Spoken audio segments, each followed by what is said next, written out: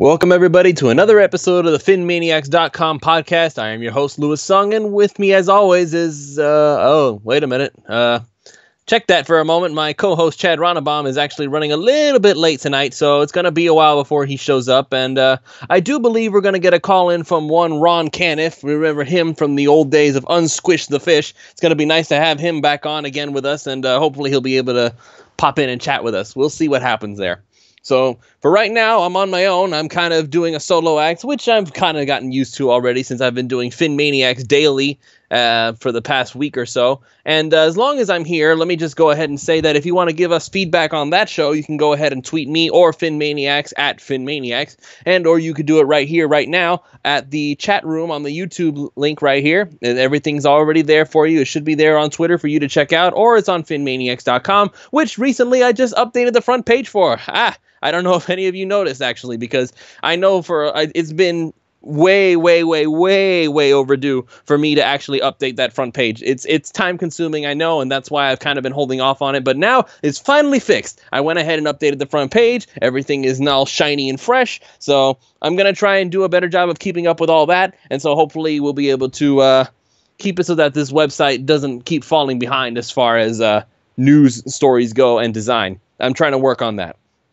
But in any case, so today and tonight, we're going to be talking about Jarvis Landry and the franchise tag. I did talk about a little bit that on PhinManiacs Daily just this morning, and basically what everybody was telling me at the time was, actually what they were asking me about was Juwan James. That's what they were asking me more than anything else. So I'm going to go ahead and go right back to the whole Jarvis Landry situation. Now, it was a few days ago that the Miami Dolphins decided to slap the franchise tag right on Jarvis Landry, and it was the first day that it could possibly happen, and practically the first hour that it could have happened. The Dolphins went ahead and made that move, and for a brief period of time, the Dolphins were heralded as geniuses for deciding to make that move. They were protecting their investment. They were making it so that other teams couldn't do anything as far as tampering goes, because everybody knows the NFL Combine is considered the illegal tampering period of the NFL, and more often than not, teams are trying to raise up prices, negotiate with players, all in this time where technically you're not supposed to be able to do that. But it's the Combine, and everybody's focused on the draft picks, so you kind of get away with doing stuff under the table. By putting the non-exclusive franchise tag on him, the Miami Dolphins basically ensured that if any team wants to negotiate with Landry and even potentially make an offer for him, that team would be liable to give not only one draft pick, a first-round draft pick at that, but two first-round draft picks, which is basically a big do-not-touch sign that says, Jarvis Landry is a Miami Dolphin. If you want him, you have to go through us. And that was a good move for about 12 hours. And then other things started coming up about what happens if the Miami Dolphins can't find a trade partner, or what happens if Jarvis Landry decides he wants to be a jerk and not sign the franchise tag. What happens then? Did the Dolphins get screwed? And suddenly the Dolphins are idiots again, because why didn't they just re-sign him to begin with to whatever deal he wanted? Because he's Jarvis freaking Landry. How dare you not give him the exact amount of money that he wants at any given time? Why aren't you using that money why aren't you saving money by cutting guys like Mike Pouncey, which I would... for me, it's kind of more of an emotional thing than anything to just cut Pouncey in cold blood like that. But although I do understand why people would want to do it. And why aren't you keeping Juwan James and giving him the $9 million? Why aren't you trading Ryan Tannehill, for God's sakes? He's a horrible quarterback. We need to draft Baker Mayfield in round 1. And then blah, blah, blah, blah, blah, blah, blah, blah. I've heard every argument. I've heard all of it. I've heard restructure Ndamukong Suh. I've heard trade Tannehill. I've heard cut Tannehill. Now there's talk about making it so that Ndamukong Suh is a post-June 1st cut, which basically makes it so that they can get $17 million back from that deal, which honestly is probably more intriguing to me than anything else, because and I've had this discussion with Chad on the show before, is that while Ndamukong Suh is undoubtedly one of the best defensive tackles in football, he's eating up a lot of our cap space, and it's kind of hard to gauge exactly how much of an impact on the defense he has, because even when he's around, the defense still does badly. So you could make the argument that, if he's not around, then the defense is going to do even worse. That sounds like sound logic, but I don't know. It could be that Maybe the defense really doesn't feel his impact that much. Maybe somebody else is going to step up in his wake. Just like I would say that somebody can step up in the wake of Jarvis Landry leaving. Somebody like a Rashawn Scott, or somebody like an Isaiah Ford, or somebody along those lines. I don't know. We'll see. Maybe we won't see. Everything right now is very, very, very fluid. Everything right now is a situation where you either could run into a situation where he's going to stay, or maybe he's going to leave, or maybe they get draft picks for him. Maybe they get compensatory picks because they can't spend a lot in the offseason. Because that's the thing that a lot of people are looking at.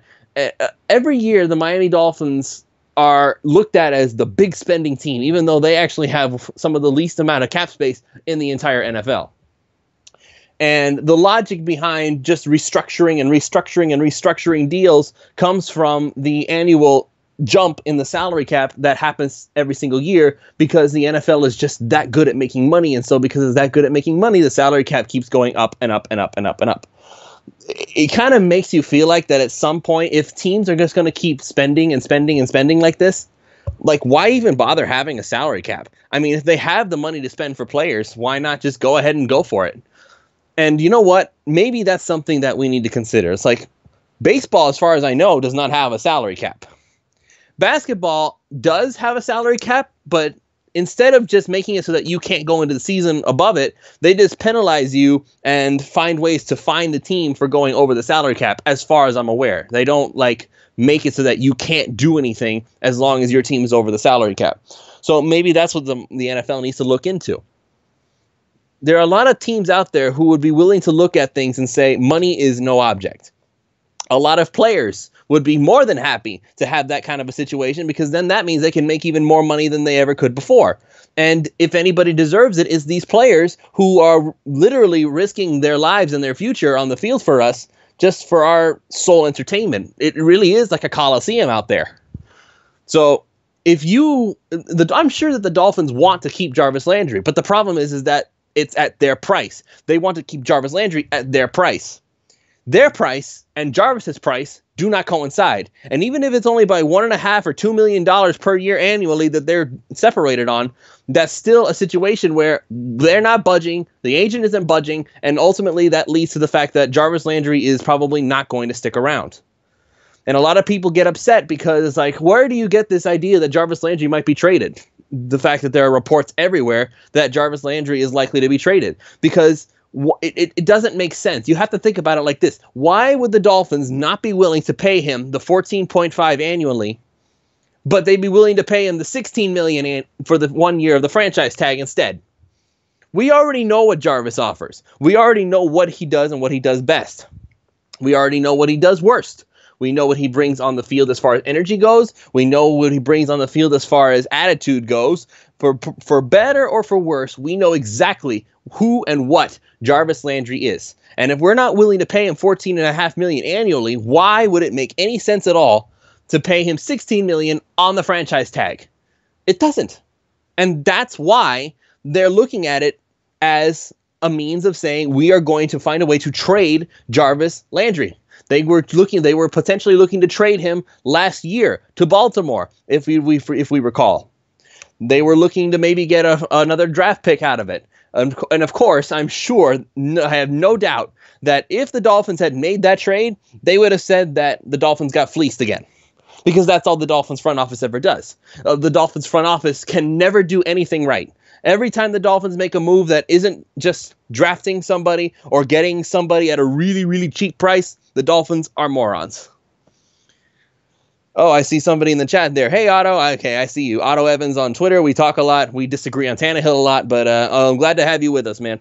So if Landry stays 4 more years, he'll have every receiving record in Miami history. Honestly, I wouldn't disagree with that, but that's only because the fact that we just keep feeding him the football all the time. No, this is the part of it that a lot of people get upset about, is that Jarvis Landry largely gets all these records because we keep feeding him the football, because he's so dangerous once he has the football in his hands. But the problem lies in what he does before he gets the ball in his hands, and potentially after it's all over. So when Jarvis has the ball in his hands, he's dangerous. He can spin, he can push you out of the way, he can juke you out of your shoes, he can go across the field and go up the other way. He's done all of these things in the past before. What he cannot do very well is win at the line of scrimmage. He cannot get releases off of defensive backs. He cannot keep a cool head often enough, which often leads to whatever play he just made or whatever play somebody else just made to be negated. And last year he even got thrown out, I think. I believe that happened, is that Landry and Kenyon Drake both got thrown out because they were a couple of hotheads. That's not okay. And that happened, that sort of thing happened a lot, particularly last year. And that's not okay. And other teams are going to be looking at that too.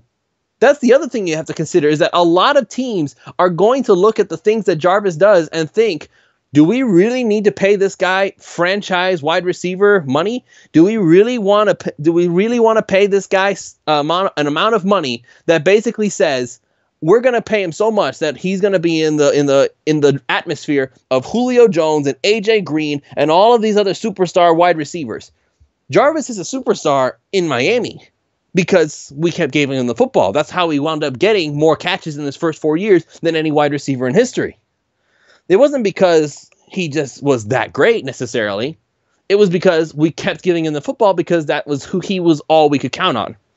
Sam Peluso, he cannot stretch the field. That's another thing, is that Jarvis is not a particularly fast wide receiver. What Jarvis does best is what happens when he already has the football. Honestly, I actually said this about Jakeem Grant, and that was why I said that I wish we could turn him into a Darren Sproles type player. I'm talking about Grant here. Is that I would love to have somebody like Grant in the backfield where we could easily get him the ball and let him go to work. He's very slippery, he's very speedy, and he's very dangerous, and a lot of teams are going to have trouble being able to keep an eye on him. Turn him into Darren Sproles. I don't understand why so many teams seem allergic to this concept. Just because we say that turn him into the next Darren Sproles does not mean that he has to have the name Darren Sproles in order to be successful in that role. I don't see why not. I see a conversation going on in the chat right now. Otto Evans to Sam. Sam, last guy who stretched the field was Wallace, and fans wanted him dead. And Sam Pelusa said, haha, so did I. Okay, Kenny Stills can stretch the field, guys. He's pretty fast in his own right. And I think Jakeem Grant can stretch the field too. So the problem is not so much who can stretch the field. Stretching the field just means, can you run at a full sprint and a 9 route and basically leave the defense in your dust? Both Stills and Grant can do that. What they cannot do is win at the line of scrimmage. And this is where the conversation about Sammy Watkins and Martavis Bryant comes into play. It's actually kind of funny because on Twitter, and I'm going to give a quick shout out to a buddy of mine here, Travis Wingfield is doing some GIFs right now on Twitter, basically detailing why Kenny Stills' best role is in the slot. The very same slot that Jarvis Landry is currently holding. You want to get your speed guys, and this is something that my buddy Duke tells me all the time, Chris Early, you should follow him at the Earl 007, but you want to get your fast guys free releases. You don't want to, if they have to fight for a release, then that means that they're probably not built for outside. Kenny Stills is kind of invisible when he's outside on the border, but as soon as he gets in the slot, he's dangerous. And that goes for a lot of players who are really, really fast. If you can just get them the ball and get them a free release, make it so that they can start making plays in the middle of the field, they're scary. The slot is basically a mismatch heaven. That's why we always talk about wanting a tight end in the seam to be able to attack the seam and attack linebackers and safeties who aren't built to cover these guys. That's what we've always wanted. But we don't really need to have a tight end, I don't think. Like it or not, no matter what you want to say about his records and how quick he is on his feet, Jarvis's limitations basically, in a way, also makes so that the offense does not run the way we want it to. We want to be able to go to anybody at any given moment and be able to get the ball to guys who are on the outside, who are in the slot, who are in the backfield, on screen passes and all these sorts of things. We want, like, you notice that the Dolphins seems like they're the only team who can't make screen passes work. They're like the only team in the NFL where screen passes just never seem to work. Why is that? Why can't they do screen passes? It's because the blocking is so miserable that they can't seem to get anything done. Kenny Stills is not built to block. He's not. The only effective blocker, this is the really funny part, is that it feels like the only effective blocker in the wide receiving core is Jarvis Landry. And maybe that's because he's just the most aggressive guy there, but it's like he's the only one who can block. But who is the guy we want to catch the ball when we're doing screens? Also Jarvis Landry. So you can't have Landry catch the ball on a screen and also block for himself on that same screen. So who should be catching the screens? If it's me, I'm doing Jakeem Grant or Kenny Stills. That's the guy that I'm giving the screen pass to, and I'm going to let Jarvis block for them. Now, why don't we do that? Why do we keep switching? Why do we keep defaulting to Jarvis every time we try to do some kind of sneaky play? Because Jarvis is the one who breaks the most tackles, I suppose. Maybe that's not the important thing. Maybe that's not what we're trying. Well, maybe that's not what we should be trying to do here. Maybe what we should be trying to do is trying to just make it so that our fastest players, our more efficient players, are doing the things that would be able to give them the most help. The best blocker on the team at wide receiver is Jarvis Landry. You cannot have him blocking and also catching the screen passes that we seem to hate so much in Miami. And the only reason we hate them is because they never work, because they're always going to the wrong guy. Jarvis Landry should not be catching screens. It should be the guys like Kenny Stills and Jakeem Grant, especially Jakeem Grant. And now we're going to have to go ahead and switch into a slightly different topic here, because that's where I'm kind of going with this, is that Jakeem Grant is such a dangerous weapon, but we can't seem to find a place to put him. And that's ultimately the most frustrating thing for me. We can't find a place to put this fast, speedy, slippery little dude who, despite the fact that his size says that he should be crushed and squashed within the first 5 minutes of any football game, he's taken hits before and he's gotten up just fine. But why, if we're so worried about him getting hurt, why did we even bring him to begin with? Because he wants to be a returner? You know that returning is actually where players get hurt a lot the most, right? Which is why the NFL decided that they wanted to make it so that returns are much less desirable, much less encouraged. They want to discourage you from returning it anymore because they don't want players to get hurt. So why are you bothering to draft Jakeem Grant to be a returner if you're worried about him getting hurt? Returning is the place where he's most likely to get hurt. That doesn't even make any sense. If you really want Jakeem Grant to make a difference, you put him on offense. And right now, there's no spot for him because you don't want to put him in the slot because he'll get hurt. What the heck, man? It doesn't even make any sense. It doesn't make sense. You can't do that. You need to find a place for Jakeem Grant to make an impact. Right now, I believe that's on screen passes. He already showed it once last year. He was the one who caught that one screen pass, and he ran it all the way. Sam Peluso, our 2017 offense was so limited with the inferior QB play. Yep, it sure was. And I know you're still listening, Otto, so I'm just going to go ahead and say this. You know who would have done a much better job last year? Ryan Tannehill. Just saying. Just saying. But anyway, that's kind of besides the point right now. The point is, where do we put these guys who we want to be on the field at any given moment? So do you think coaches are wrong about Grant? The coaches aren't wrong about Grant. The coaches are saying that they want Grant to get the ball more. They want Grant to be in the game. But there's no spot for him. Because in order to put Grant in the game, you either have to bench Stills, who is your high-paid wide receiver, and he's the one who's supposed to be who can stretch the field at any given moment. He's the taller guy, so whatever. You have Landry, who's your slot guy, and you have Devontae Parker, who was your first-round draft pick, who was supposed to be the guy who steps up and does everything that we wanted him to do, although he's done none of it. But either way, that's 3 wide receivers on the field. Now, if you want to put Grant as a 4th receiver, that means you have to give up a tight end, which means that you're basically giving up a blocker. And we all know how important blocking is in Miami. How many times have the offensive linemen gotten away with murder of Ryan Tannehill? And dare I say, if they practically got away with murder when Ryan Tannehill got hurt in 2016. That lack of blocking that Miami has suffered from for all these years finally ended in the worst result that we could have possibly had. He went down and he did not come back. Now he's coming back. And if you keep going with the same, and if you try to put a 4 receiver set out there, you better hope and pray that somebody gets a free release because Tannehill will go down again. because that offense, I don't trust that offensive line. Actually, the more I talk about it, the more I kind of want to sign, or to draft rather, a guard in the first round. The more I talk about it, the more I want to go offensive line in the first round. And I know I've been talking all this time about Roquan Smith and Tremaine Edwards, who are two stud linebackers who just might be available at 11. Just might be available at 11. All of a sudden, I'm feeling like we need to draft a guard in the first round. We need like the best possible guard that you can practically get your hands on. We need the guy who can completely make sure that there is a freaking wall in front of Ryan Tannehill so that he can have all the time he needs to find that target and finally let somebody get a release so that he can throw the football. So many times we've watched that offensive line be just beyond horrible.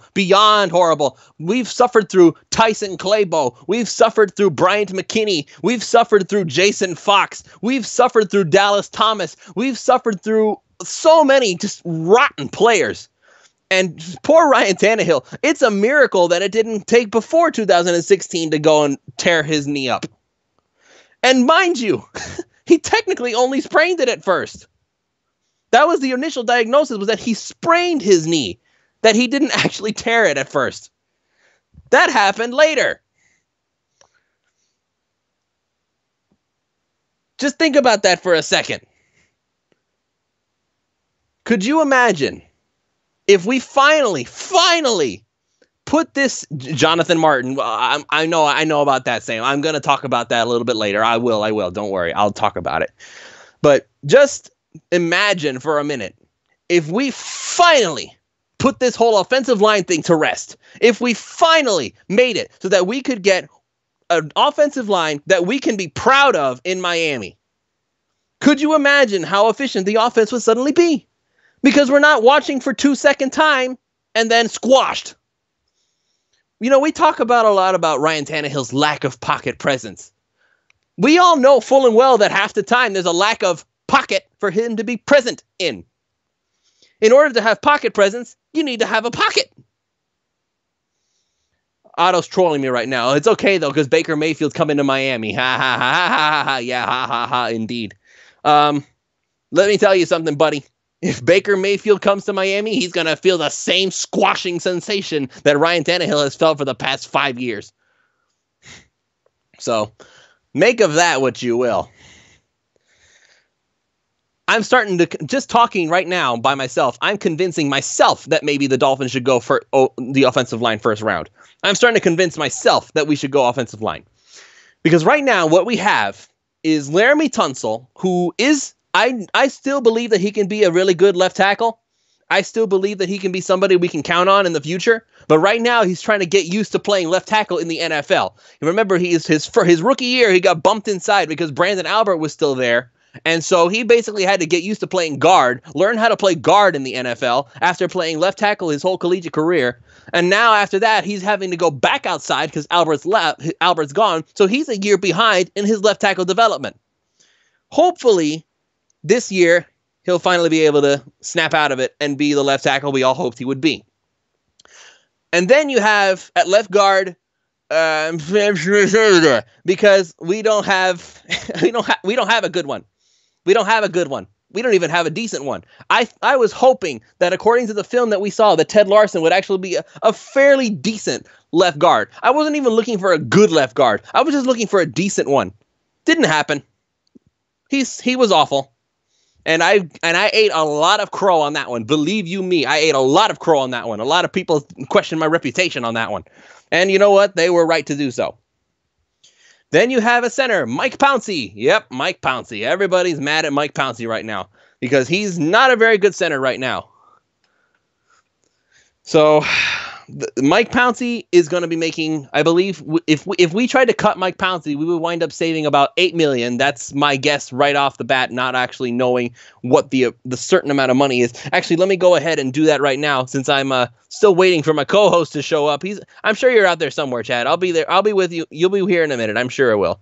So anyway, let me just go ahead and pull up Mike Pouncey's salary cap number here. And I know it's a high one. I understand that Mike Pouncey is a very, very well-paid player right now. I do get that. And a lot of people are very upset about that because he's not a reliable player. So let me just check this out right now, and I'll go ahead and look at this. So yes, Mike Pouncey, if we cut him right now, we would save $7 million in cap space.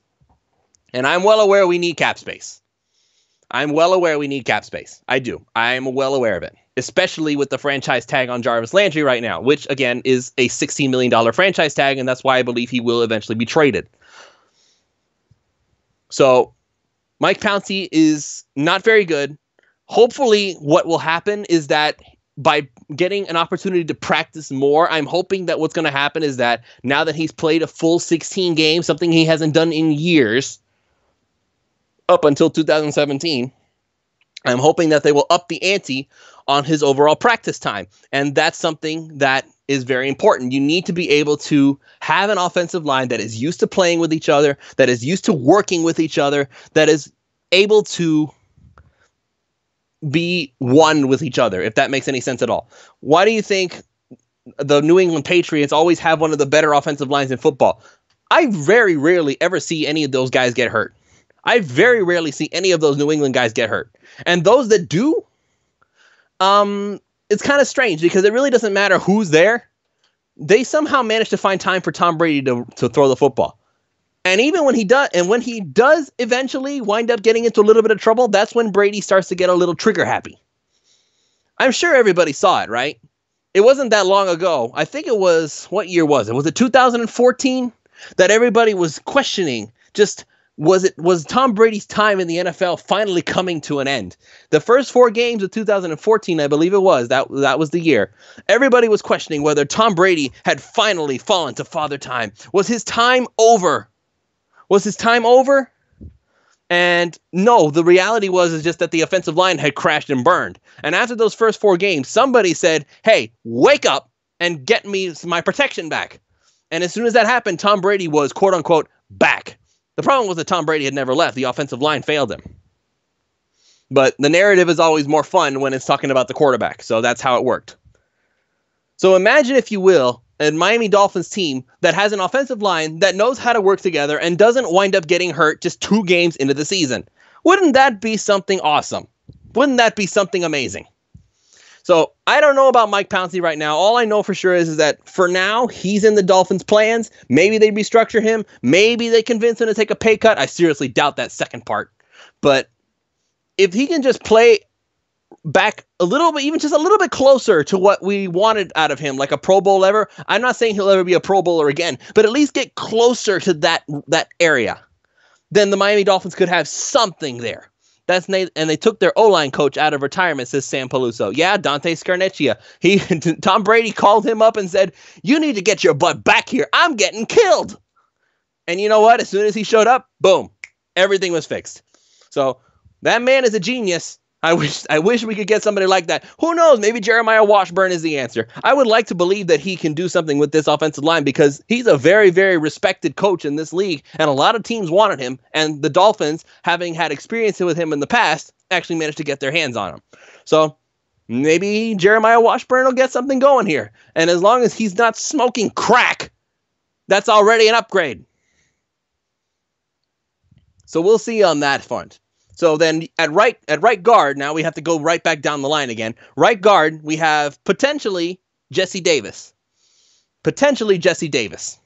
Now, I say potentially because this is the situation we're in right now. Because at right tackle right now, we have the 5th-year option on Juwan James.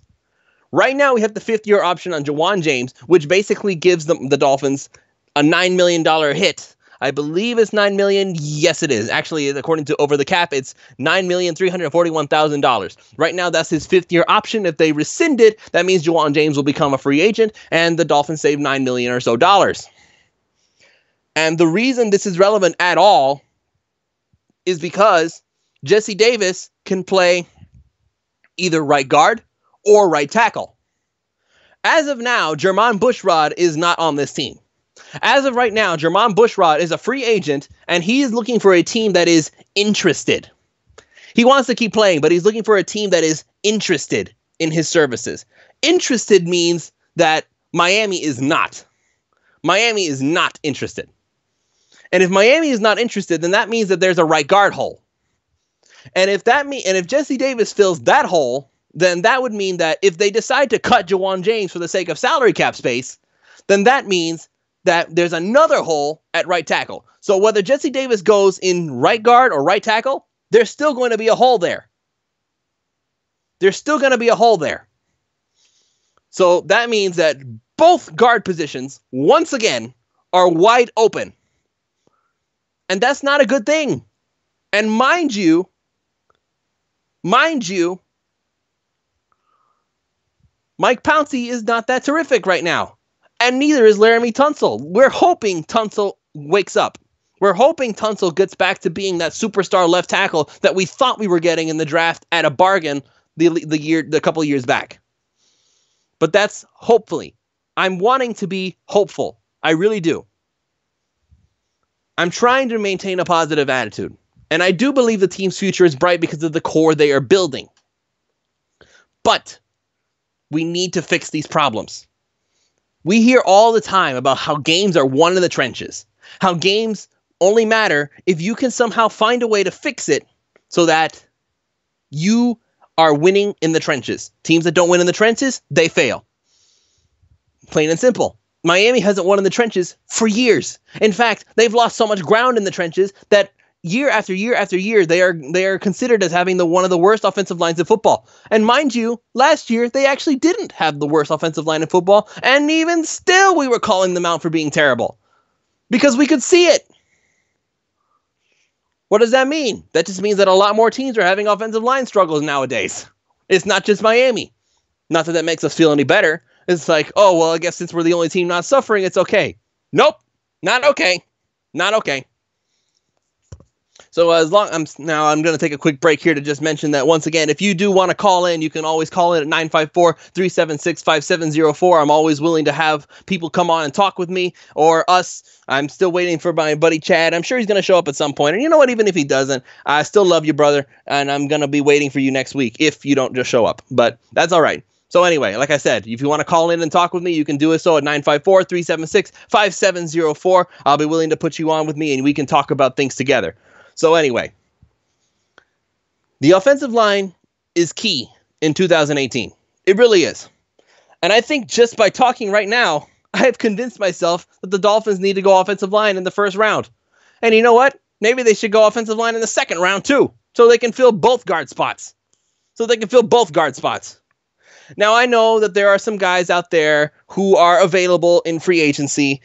Guys like, what's the guy's name who just got cut from the Bears? I believe his name is Josh Sitton. I think it's Josh Sitton. I'm not sure. It might be Josh Sutton. Let me just check real quick. And yes, it is Josh Sitton. So yes, the Bears just released Josh Sitton.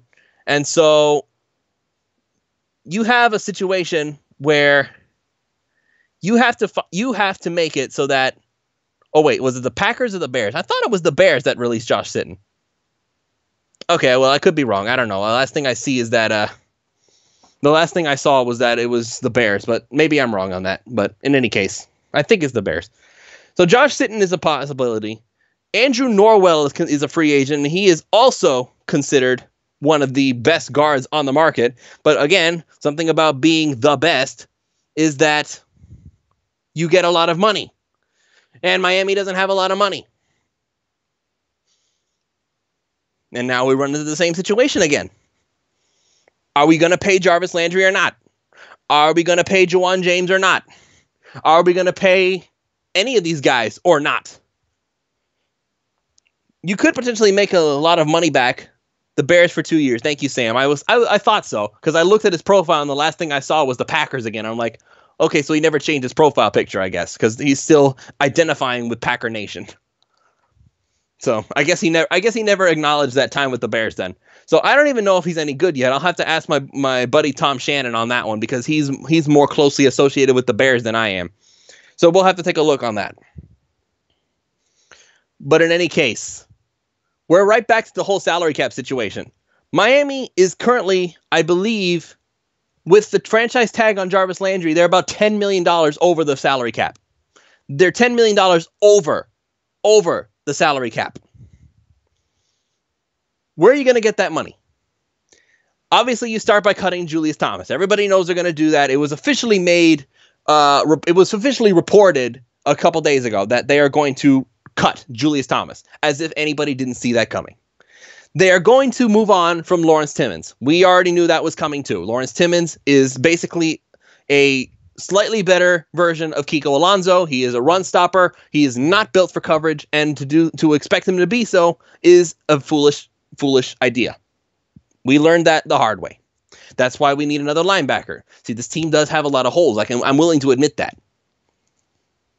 So you cut those two players, and at the very least, that puts you underneath the salary cap. But that doesn't do so by much. And this is why it becomes imperative to decide what you're going to do with Jarvis Landry. Because if you decide to stick with Jarvis Landry, that means that you're going to have to pay him, and that's still a lot of money. You could cut Ndamukong Suh with the post June 1st cut. But that means you're losing Ndamukong Suh. And the reason I maintain that restructuring these guys is a terrible idea because of the very simple fact that if you were to re-sign Jarvis Landry to a long-term deal and make it so that his original salary cap hit is low in the first year, that means it's going to be high in the years coming after that. And Ndamukong Suh, if you restructure him to make more cap space, then you're going to wind up having to pay him a monster deal in the years to come. And he's only got 2 years left on his contract after 2018.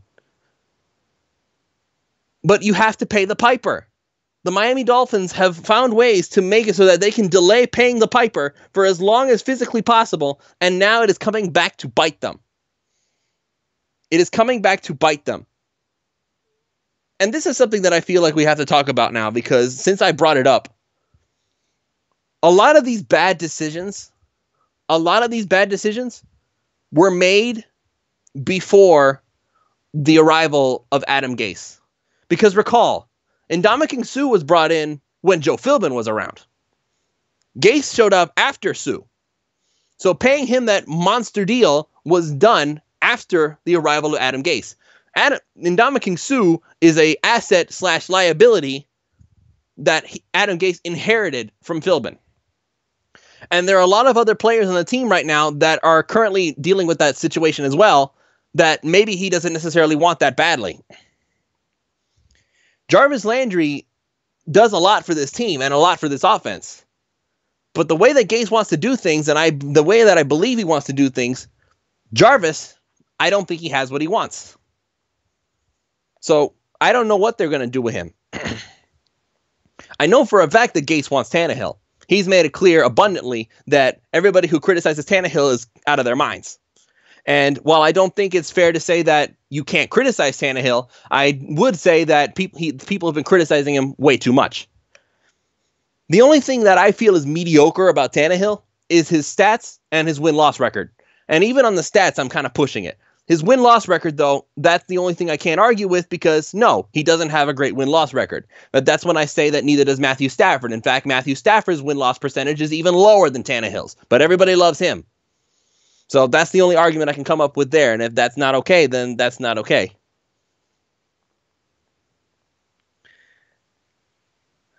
And I see a new guy in the chat. Welcome aboard. Foxing around. I hate our front office so much.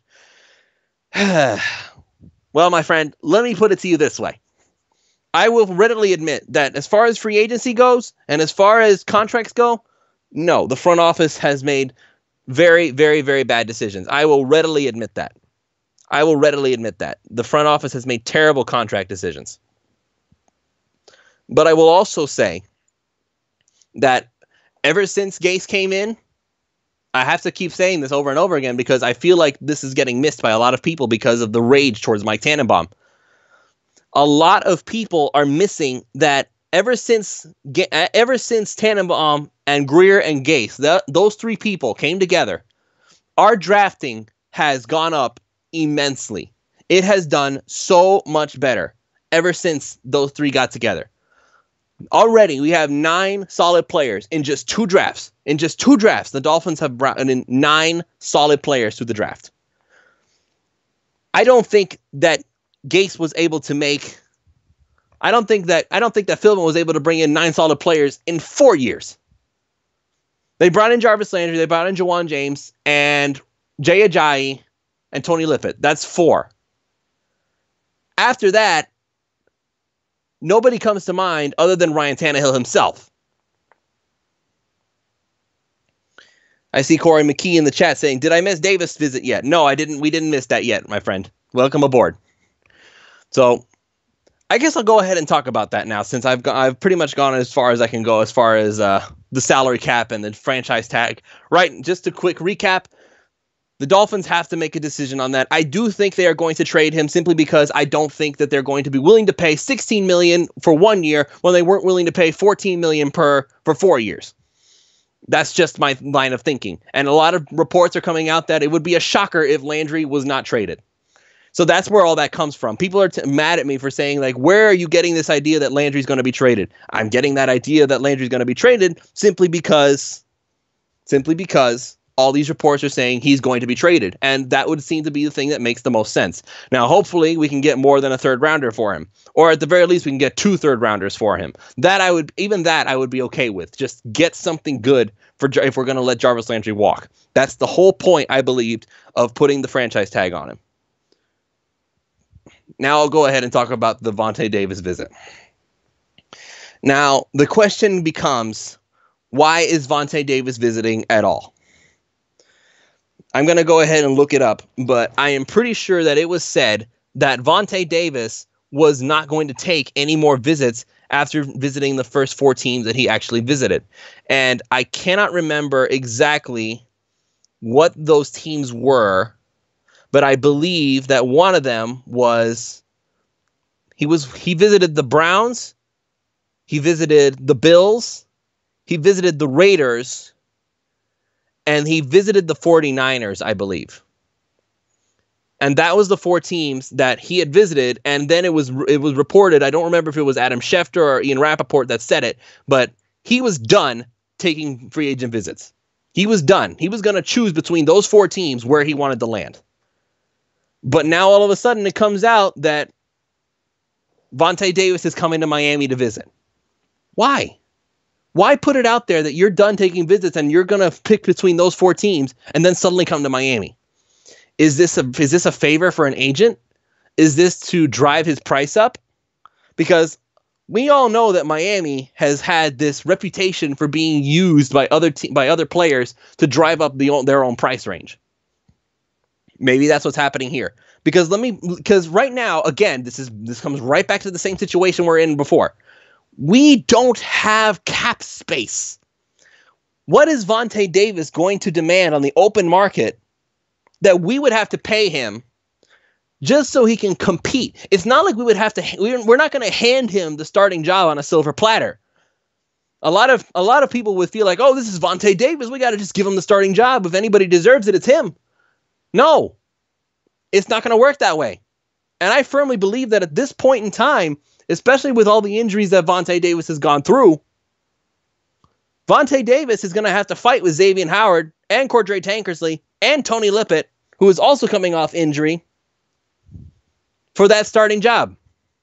And a lot of people are saying, well, maybe we should put him at free safety. Okay, that sounds interesting, but a lot of people say that like it's as easy as snapping your fingers and boom, we can make him a safety. What if Vontae Davis doesn't want to play safety? What if he's not interested in playing safety?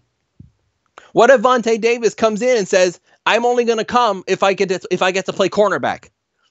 Like, let's say he doesn't even demand a starting job. Let's say that he doesn't even say that, like a certain Jay Cutler did. Let's say he doesn't even say, either I am the starter or I don't come. Let's say he's willing to compete for that job. That would still mean he only wants to play corner. Maybe he doesn't want to play safety. That's something we have to consider. Because Miami does need a safety, a free safety specifically. Because Rashad Jones and TJ McDonald are both strong safeties. They're the muscle, but they're not good in coverage. They don't play center field. So Vontae Davis could be a free safety, but maybe he doesn't want to. And not only that, maybe he not only doesn't want to play free safety, but he wants a lot of money. Because he's still Vontae Davis. He's a name. Not that long ago, he was considered one of the best in football. He's going to want a lot of cash. A lot of cash that Miami doesn't have. What are you going to do then? I feel like this visit to Miami is it would be incredibly ironic. I'll say that. It would be incredibly ironic if Vontae Davis wound up back in Miami. It would be incredibly ironic if, after being chased off by Joe Philbin, who couldn't stand to have anybody with even half of an attitude. And when I say attitude, I don't necessarily mean like somebody who is challenging the coaches so much, but it's more like, I don't think Adam Gase minds being challenged. That's going to be the difference here. I don't think Adam Gase minds being challenged. I think Adam Gase gets upset when players throw a fit because they don't like how they're being used. That's different than challenging the coach. Don Shula was challenged all the time. I don't recall anybody ever saying that. Maybe I'm wrong because it's way before my time. But I don't recall anybody saying that I don't like how the coach is using me and they should give me the ball more. And if they don't, I'm going to be really upset. I don't recall that with the Don Shula years. Maybe because they never said it. Challenging the coach is not the same as disrespecting the coach or disrespecting the coach's decisions. Bourbon, you said his name 3 times. Okay, Sam, I hope you're not doing the drinking game whenever I say his name because, oh my God, I don't want to be responsible for a death here. So please don't. Take shots of water, if anything. I'm doing this just because I care. I care about you guys. This is a PSA from PhinManiacs.com. Don't drink, fellas. So anyway, challenging the coach is not the same as disrespecting the coach. Jay Ajayi made it perfectly clear that he wanted the ball more, and to not give him the ball more was a mistake.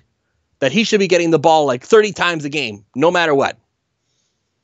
And that's why they traded Jay Ajayi. They traded Jay Ajayi, A, because he was causing problems, and B, and this is the secondary reason, is because his knee was probably not going to hold out. We all know about the whole bone-on-bone thing. Eventually, that knee's going to give out. Eventually, it will. And we all know that in the Super Bowl, Jay Ajayi was pretty much a non-factor. How many carries did he get? Like 5?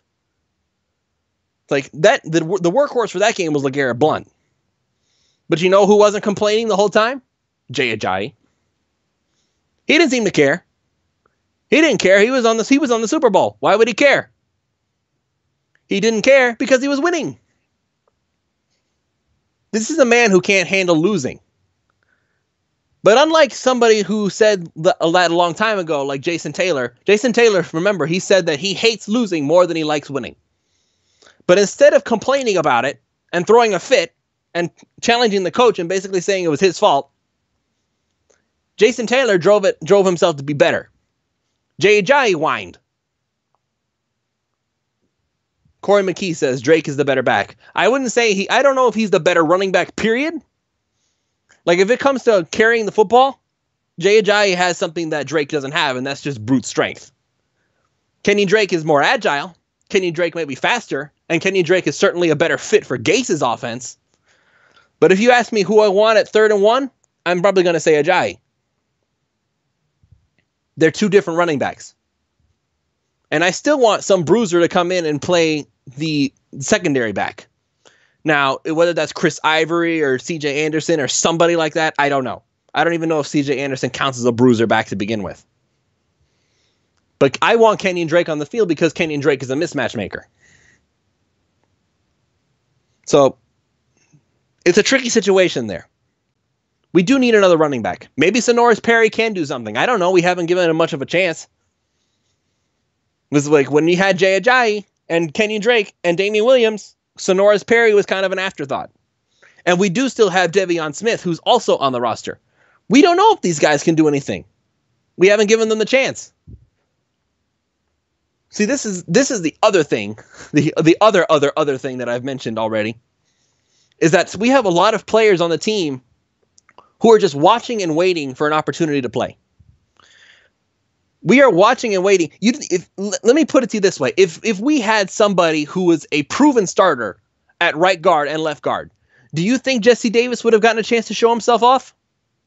Do you think Jesse Davis would have even sniffed the football field if there wasn't an injury?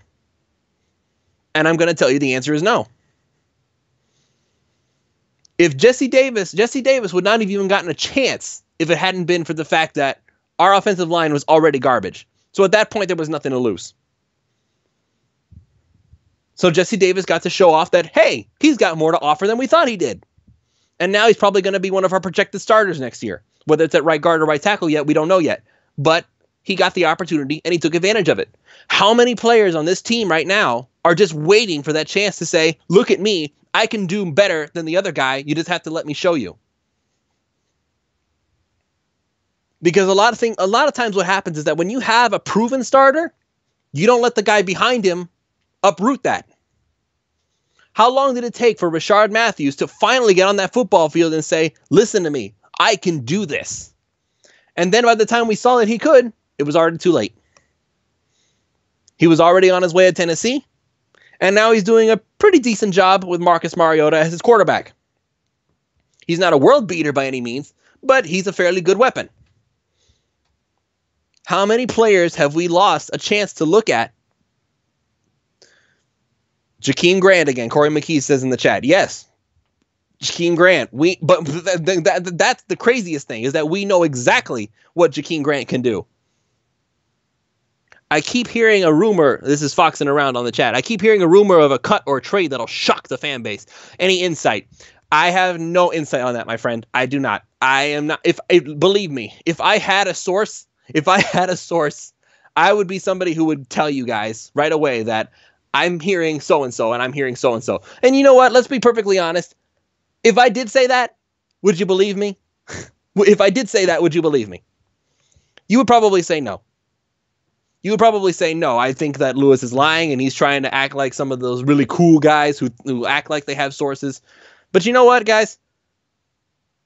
I'm not somebody who I'm not somebody who lies about these sorts of things. If I hear something, I'll tell you. Like I remember it wasn't that long ago that about mid-season last year, I told everybody that I was hearing from somebody in the organization that they were looking at making a change to the uniforms. And technically I was right. They just didn't change it to what we were hoping for, which was the classic look. That's the only thing they didn't do. We know now that they're going to unveil new uniforms, but they're not going to be what we thought they were. That's the only time I've ever said that I had a source. And that one time I did. I haven't said it since because I haven't heard anything since. I just happened to be in the right place at the right time in that case. But that's neither here nor there right now.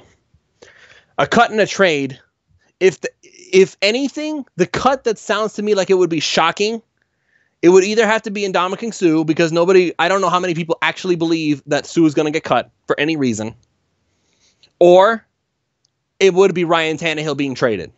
That's the only other thing I could see happening. And if that did happen, as a Tannehill fan, I would be beyond ticked off. I would be beyond upset. Because Ryan Tannehill has gone through so much with this team, has done so much for this team, and I don't care what you say about the record or his stats or anything. He's shown that he can do it. He's shown that he can do it. How many times does he have to make a spectacular play? How many times does he have to find a way to extend a play? How many hits does he have to take from a rotten offensive line and still find a way to make plays before people realize, okay, this guy has something there. We just need to put something around him that says, okay, finally we can say that this is decent. He's not going to turn around and be Aaron Rodgers. He's not going to turn around and be Tom Brady. And as much as people love Carson Wentz right now, and as much as people love Jared Goff right now, neither of those two are equal to Brady and Rodgers. And you know what? They may never be. A lot of players go up and down the top 10 quarterback list like they were yo-yos. It was not that long ago that Kirk Cousins was one of the best quarterbacks in football. And yet somehow the Redskins felt like Alex Smith was the better choice for them. If he was so terrific, why didn't the Redskins pick him up as soon as they did? As soon as they possibly could. Sign him to a long-term deal. He's a franchise quarterback. Move on with him. They didn't want to. Why? Is he really that special then? Probably not. How about Nick Foles? It wasn't that long ago. Nick Foles was a top 10 quarterback in the NFL. Now, I'm not talking about this year when he was technically the guy who won the Super Bowl because he was the backup. No, I'm talking about for the Eagles, he was considered one of the best quarterbacks in football. And people comparing him to Tannehill were laughed at because how dare you assume that Tannehill could even come close to even sniffing Nick Foles' boots? Let's be honest about that. People thought Nick Foles was the next best thing. Didn't he have a quick fall off? Robert Griffin III, he was supposed to be a superstar playmaker. He got hurt, went down. Andrew Luck, even when he was healthy, he was supposed to be the most NFL-ready quarterback in a decade, the same draft class as Ryan Tannehill. Andrew Luck did a lot of good things, but he was never considered a Hall of Famer, which is what Tom Brady and Aaron Rodgers are. And at the time Peyton Manning was around, and at the time, Drew Brees was still doing really well, but now Drew Brees' arm is falling off, and not even he technically fits in the elite quarterback status anymore. Jameis Winston was supposed to be a terrific quarterback. He was supposed to be somebody who was going to change the NFL as we knew it. He hasn't done anything special.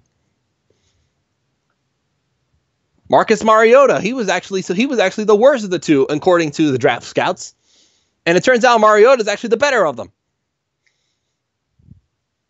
How many quarterbacks have entered this league and basically let everybody down? So many quarterbacks have come in here and basically been hyped up as the guy who's going to change the NFL as we know it. And not only have they failed to do that, they've even failed to be good quarterbacks. So because Ryan Tannehill hasn't won more games than he's lost, he needs to move on, even though he's shown over and over and over again on the field that he has a lot of plays to offer and he has a lot of things to offer any franchise if you just give him something to work with. Ryan Tannehill turned Brian Hartline into a 2-time 1,000-yard receiver. 2 times, 2 years, Brian Hartline caught 1,000 yards with Ryan Tannehill as his quarterback. Where is Brian Hartline right now? He's not even in the league. Brian Hartline was terrible. He got fed the football, which is why he was able to get 1,000 yards out of it. Ryan Tannehill got him the football. He was the one who did it. Mike Wallace. Where is Mike Wallace right now? He's in Baltimore. He's with Joe Flacco. And guess what? Joe Flacco isn't all that special. Actually, that's another name I should bring up. Joe Flacco won a Super Bowl. He's an elite quarterback. Joe Flacco hasn't been given the elite argument in several years. Joe Flacco hasn't even looked like a good quarterback for a very long for a lot of the time these past recent years. Eli Manning is a 2-time Super Bowl winner. Isn't he supposed to be somebody who can put the team on his back and find ways to win despite all else? What has he done recently with garbage around him? Elite quarterbacks turn garbage into a terrific 5-course meal. That's the way it's supposed to work, right? Wrong. So wrong. A quarterback is only a part of the football team. A quarterback is only somebody who can do so much when his team is failing him. Aaron Rodgers can only do so much. Tom Brady succeeds year after year after year. I don't even believe it's because he's that special. I think it's because Bill Belichick is such a good coach and he knows exactly what it is that he wants out of his players. And that's why they succeed year after year after year. And that includes Tom Brady. So many times the Patriots don't actually win by being physically superior. The Patriots win because they're smarter than you. The Patriots win because they outcoach you.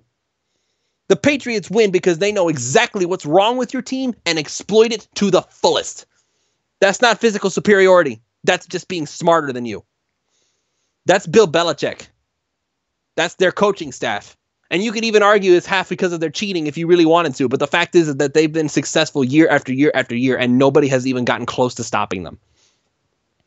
I would say Aaron Rodgers is a better passer than Tom Brady is. In fact, I wouldn't even think twice about that sort of thing. But guess who's in the playoffs in the Super Bowl every year? It's not Aaron Rodgers. His team isn't smarter. Aaron Rodgers is a superior physical quarterback than Tom Brady. But Tom Brady's the one in the Super Bowl every year. It takes a whole team, a smart team, a full team, a team that fills their roles properly to effectively win every year. The Eagles have built that team. The Jaguars got close to being able to fill that, to be that team. The only reason the Jaguars lost, I got upset because the referee was caught celebrating with the Patriots every time they scored. And then he went and shook Brady's hand after it was all over and because he won. That to me smells fishy, but of course nobody's going to believe it. So we'll just go ahead and pretend it didn't happen. The fact of the matter is, the only thing the Jaguars were missing, ironically enough, was a quarterback. And what did the media start to tell you once they got to that game? That they were beginning to become believers in Blake Bortles. They were believers in Blake Bortles. Blake Bortles? Blake Bortles was garbage. He was considered the worst of the worst, the trashiest of the trashy quarterbacks at the start of 2017. And by the time the season was over, he was better, one of the better guys, simply because the team made the playoffs? Really? It's that easy to turn a narrative around, huh? Blake Bortles is still garbage. His team is just so loaded that it's hard to miss, that it's really easy to miss it. I would absolutely love to see what would happen if the Jaguars went ahead and drafted a guy like Lamar Jackson. Because even if he is raw, and even if you don't believe he's going to be that special in the league, I guarantee you right now, Lamar Jackson would do a better job than Blake Bortles. Then let's see what the Jaguars do. I have a feeling the Jaguars are going to go to the playoffs again.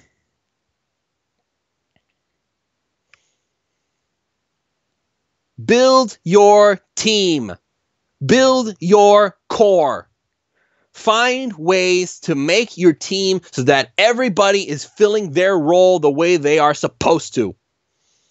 That's how you do it. That's how you win. The Dolphins are in the process of building that core right now. You keep Ryan Tannehill. Yes, you pay him because you know what? He is still a bargain. He is a bargain at quarterback right now. He is a bargain at quarterback. And I would still take him over a lot of these guys who are being paid a lot more. You have Kenyon Drake. He fits the offense that Gase wants. You have Jakeem Grant, who is a weapon in the offense, and he should be doing something with it. You have Kenny Stills. If he's in the slot, I think he can be dangerous as well. You may not have Jarvis Landry, but you know what? I honestly don't know if we need Jarvis Landry to be successful. Not the way this offense is supposed to run. Do we even need Jarvis Landry for this offense? We don't know. We've never tried it. What we do know is that a lot of people have pointed out that actually when Landry is not the main target in a game, the Dolphins offense actually has more success. That's not me speculating. That's been charted. When Landry is not the main target and he's not the main focus of the offense, suddenly the offense as a whole works better. Coincidence? I think not. We have on defense Xavier Howard.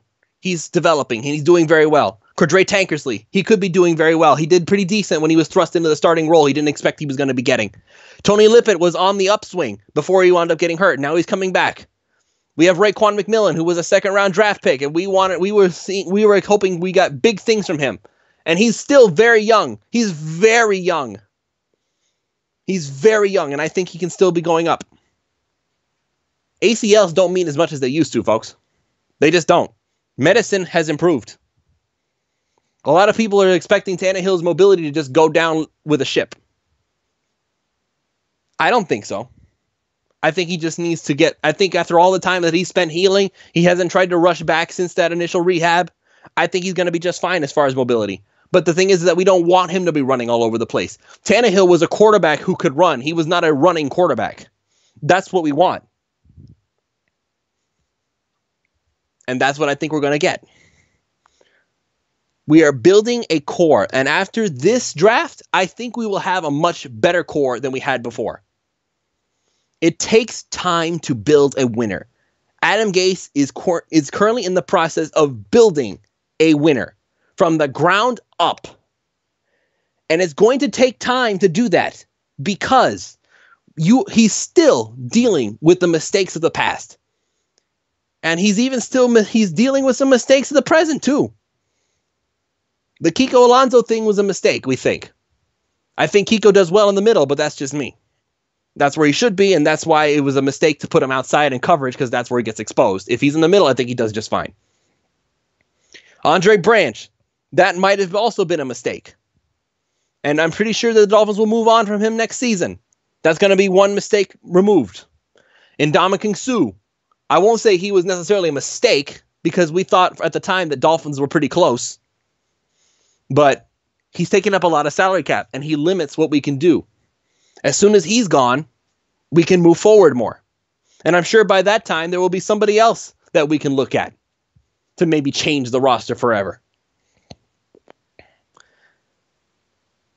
There's so many things that this team can do in time. I know we're impatient. I know we want to get back to the playoffs again after that 1 year that we got to taste it. Believe me, I do too. I wish that Ryan Tannehill had managed to finish the season so that way we could finally put this whole argument to rest of he's never made the playoffs. Yes, he did, guys. Yes, he did. 2016, he made the playoffs. He just didn't get to finish it because he got his knee taken out from under him before it was over. We're suddenly trying to act like 2016 never happened for Tannehill and that it was all Matt Moore who did it. Even though Matt Moore only played 4 games, and technically he only went 2-2. Matt Moore went 2-2. It wasn't like he was a world beater. Tannehill helped get them to the playoffs. And to take away that credit is a disservice to him. We are working towards something terrific. I think we are working towards something very special. But it's going to take time. And it's going to take development. And it's going to take trust that Adam Gase knows what he is doing. You don't go from a genius to an idiot in 1 year. Remember everything that Gase had to go through. Remember everything the team had to go through. Between the hurricane and losing Tannehill and losing Lippett and losing McMillan and losing all of these players that were so vital to the team's success. That hurts a lot. That hurts a lot. And at some point, you're just going to have to eventually get lucky. The Eagles and the Jaguars didn't have nearly as many injuries as we did. So they got to play, other than the loss of Carson Wentz, and by that time it was already Nick Foles to the rescue. They were pretty darn healthy all year. All things considered. So all I'm going to say is this. Give it time. Wait and see what happens. If Jarvis stays, terrific. We'll be very happy to have him. If he doesn't, oh well. He wasn't in the team's plans. And I think we will be okay without him. Simply because that means we can change the way we do things a little bit and open things up so that we can move towards a possible overall improvement in the offense. Not necessarily the player who's on the field, because I know that Jarvis does a lot. Maybe the player on the field isn't necessarily better than Jarvis as a whole, but maybe his role changes, and that improves the offense.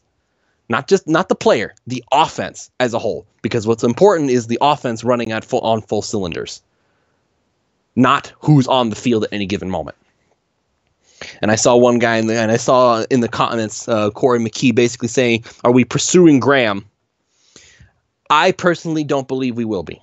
I don't think we should be going after Jimmy Graham, because after the Jordan Cameron incident and the Julius Thomas incident, I think that Jimmy Graham would just be more of the same. Jimmy Graham hasn't been Jimmy Graham since he left New Orleans and Drew Brees. I don't think we want him in Miami. I wouldn't want him in Miami. Jimmy Graham is not the same guy he used to be. If anything, I would hope and pray that eventually Charles Clay gets let loose in Buffalo, and as soon as that happens, I'd go right after him. Just boom, bring him back. Assuming Tannehill is still the quarterback, which I believe he should be. If Tannehill is still the quarterback, I'm bringing back Charles Clay. That's what I'm doing. And you know who else I'm bringing back? Deion Sims. I'm bringing back Deion Sims. Because he and Tannehill work well together. I see Corey McKee saying, I'd rather Trey Burton. I have not seen Trey Burton play that much. I'll have to look into it. So I don't really know who he is, so I'd have to watch him play. But apparently a lot of people are high on him. But again, this comes right back down to money.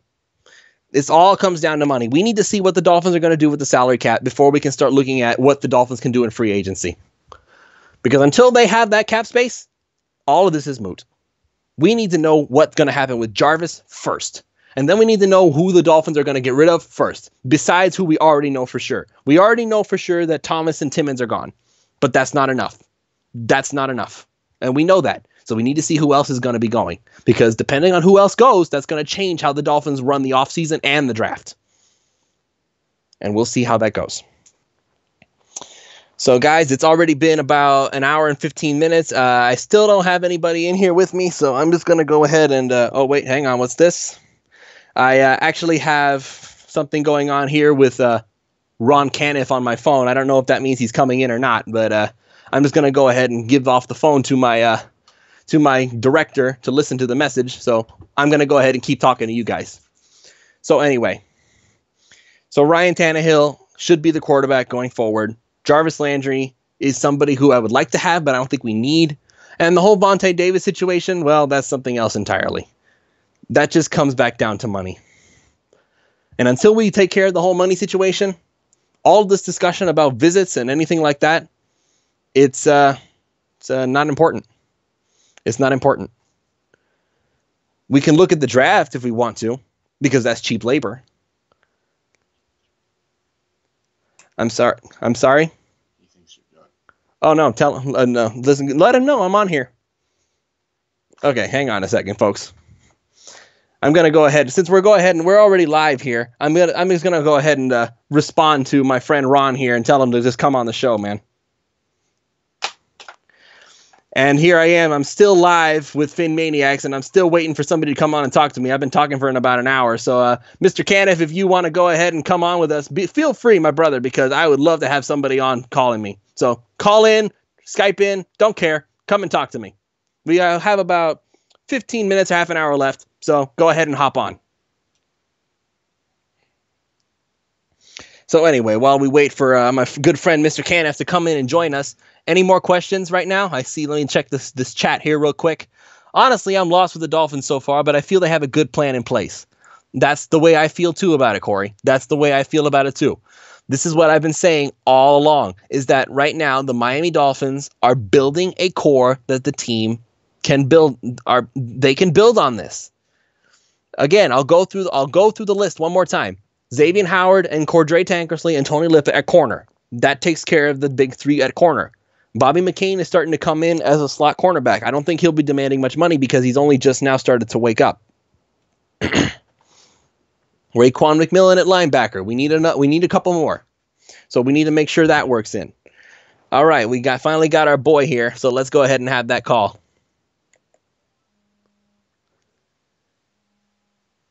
Hello, hello. Hello. Hello. What's going on, Lewis? Oh, my goodness. Ron Caniff, at last. Welcome to the show, my brother. Thanks, man. It's been a super long time, that's for sure. Yeah, it has, man. You've been kind of quiet these days as far as the podcast go. Man, I guess there's only so much you can talk about Landry and Tannehill. I don't know. I guess, you know what I'm saying? It's like, geez, I feel like every time I get on Twitter, it's all I'm hearing about.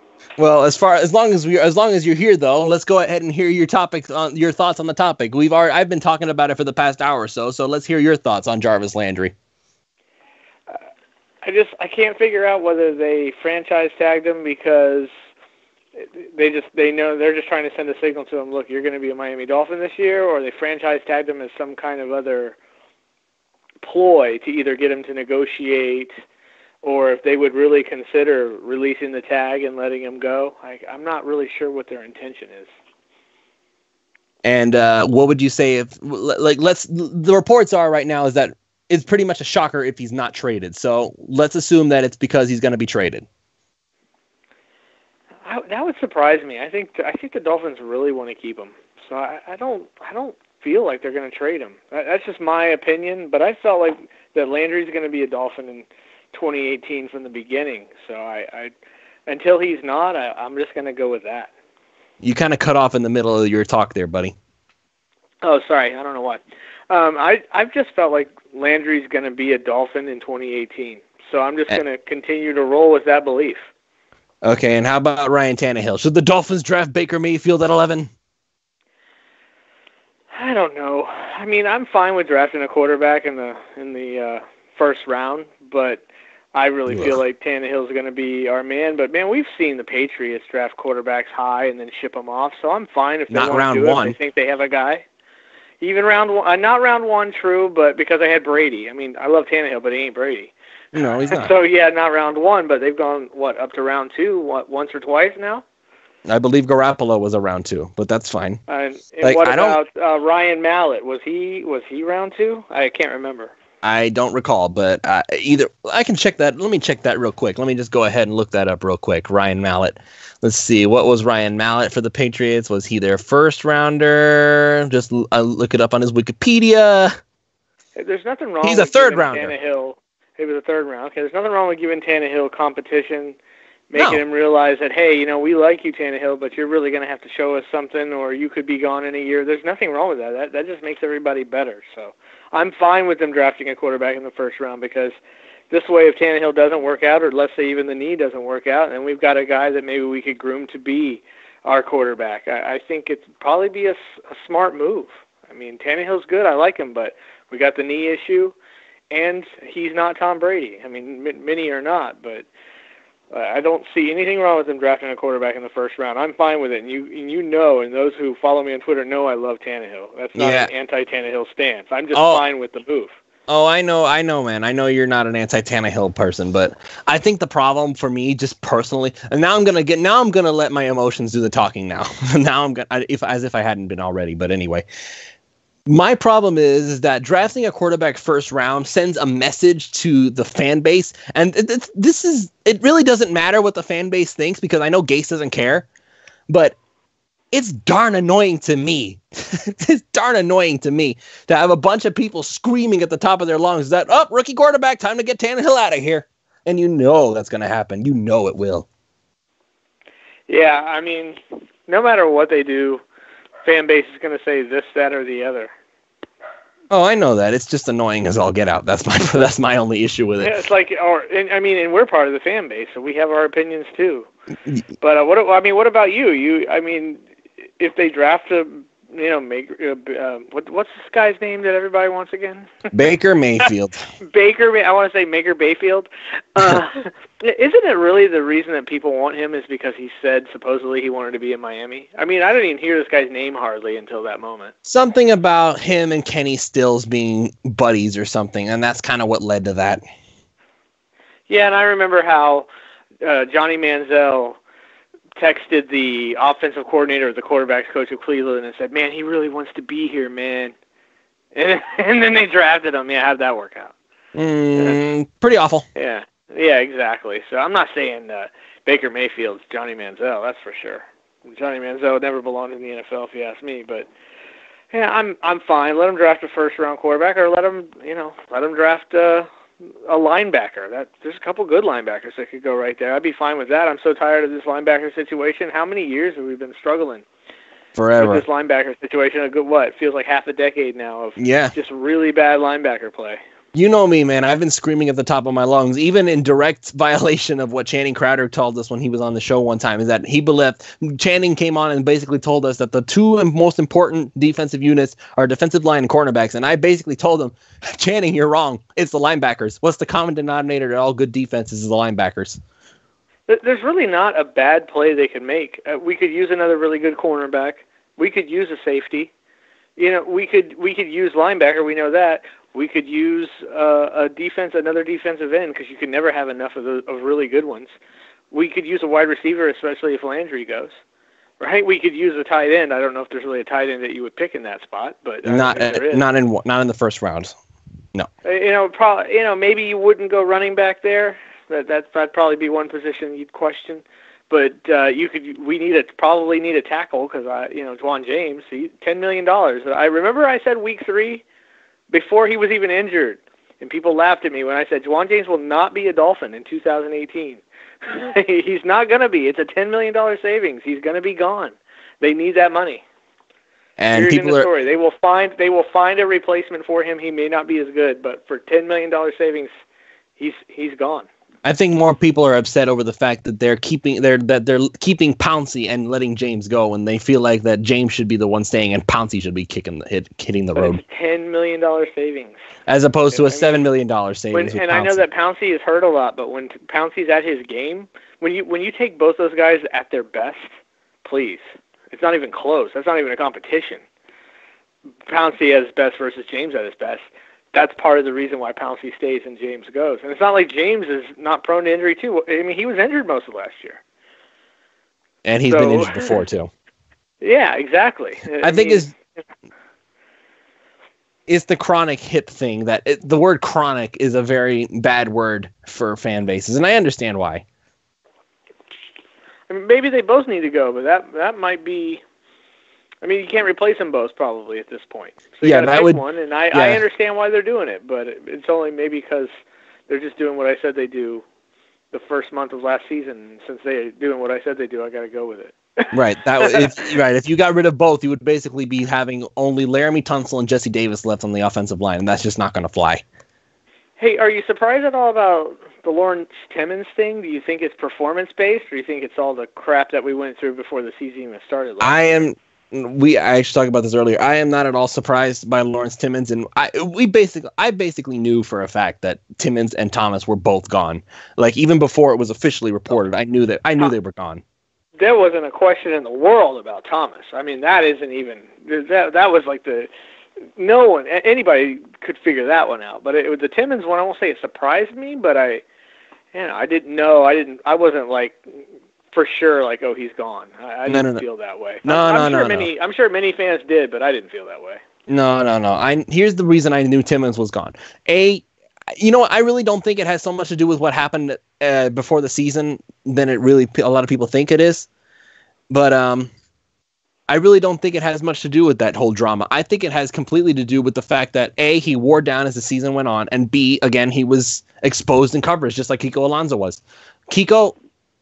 Both Kiko and Timmons do their best work in the middle. We basically had 3 middle linebackers last year, and one of them got hurt. The only one who actually had the most potential out of the 3 of them, and he was the one who got hurt. So Kiko got bumped outside, and you know this. My boy Brandon Howard, he called it right from the get-go. You put Kiko outside, and you're going to regret it. And lo and behold, yes, we did. Yeah, he got smoked so many times. Like, he really struggled to keep up with any kind of shifty running back last year. He got made look stupid multiple times by multiple running backs last year. Kiko did not have a great season but compared to the season he had before. Wasn't even close. Right, but he was in the inside that first season. Now he wound up bouncing outside, and he was having to play coverage and chasing after running backs. Yeah, and it's different. It didn't work. Yeah, it definitely didn't. It wasn't good for him. He wasn't in the right spot. That's for sure. I am willing to bet that if Kiko's contract had been the one that could easily be escaped from, we'd be dumping Kiko and keeping Timmons. That's my thought on it. But Kiko's contract can't be escaped. I have to say this, though. Anytime you have just about any team, and you look at the salary cap and you think, oh, they're in big trouble, just about any team can figure out ways to make room, to make money, to go get free agents, to sign their rookies. Please don't say restructuring Dominic Sue. I will scream.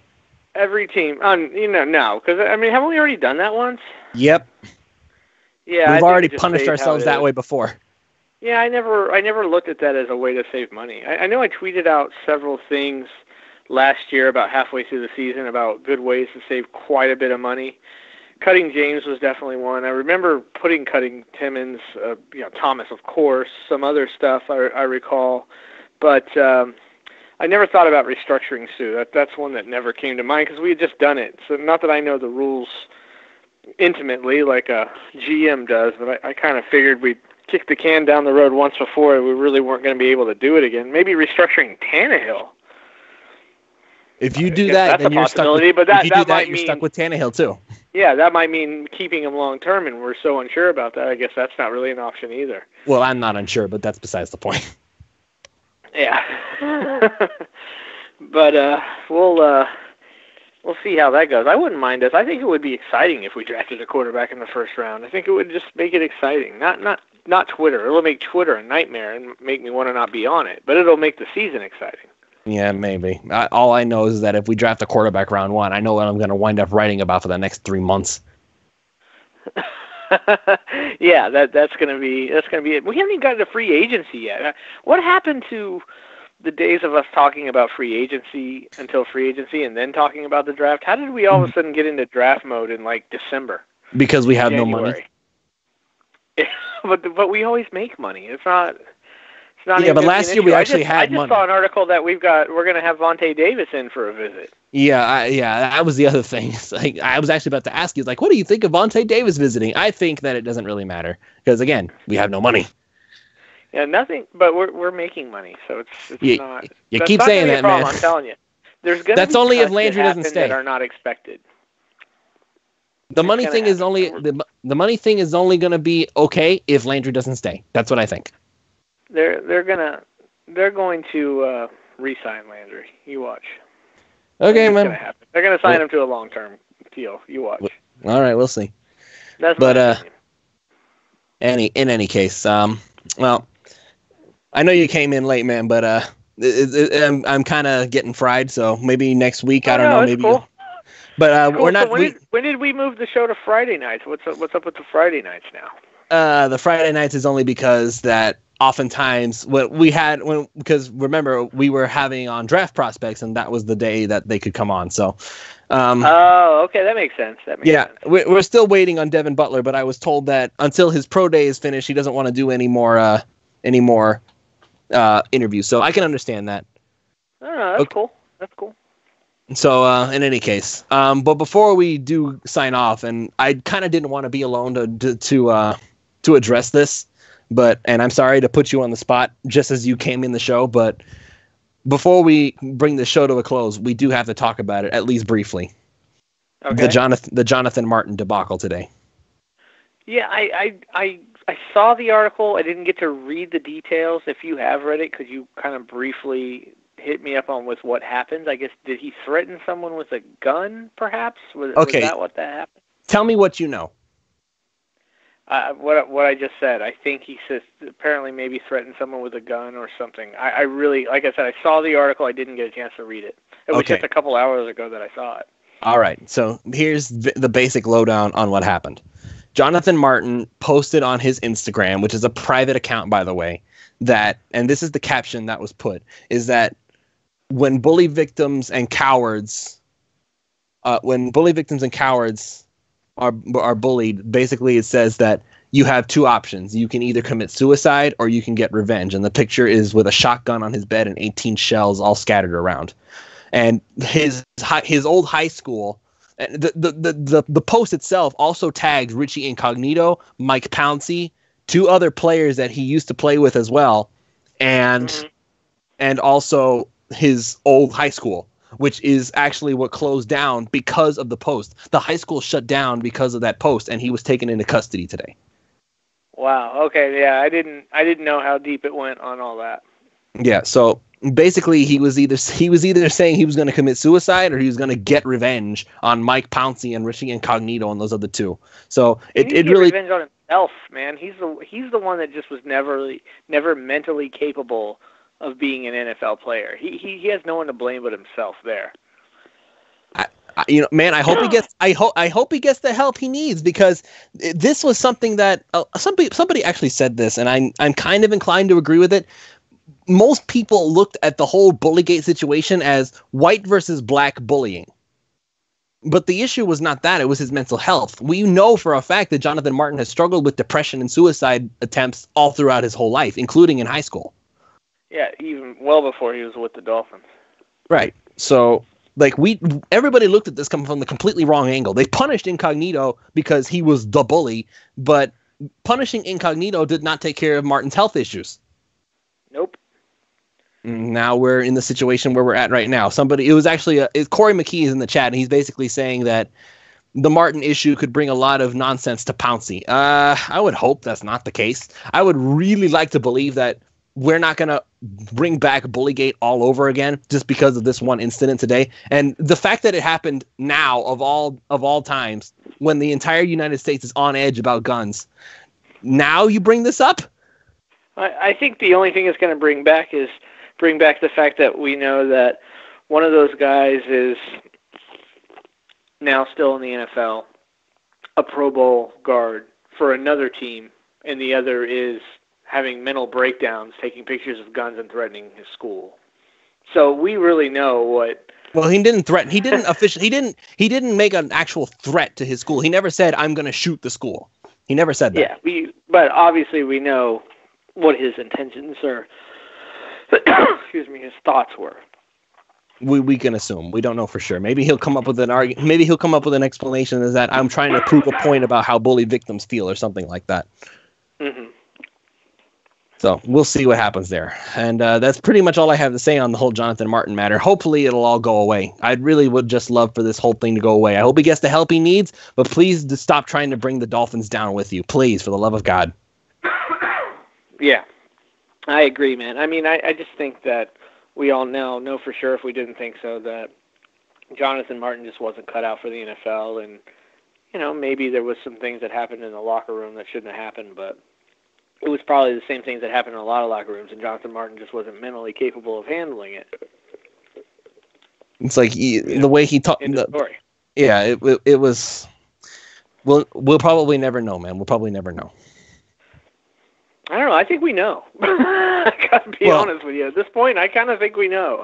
I think it's pretty much out there, and Jonathan Martin is putting it out there for everybody to see. He just, you know, I think that Incognito and Pouncey got a raw deal on that. Yeah.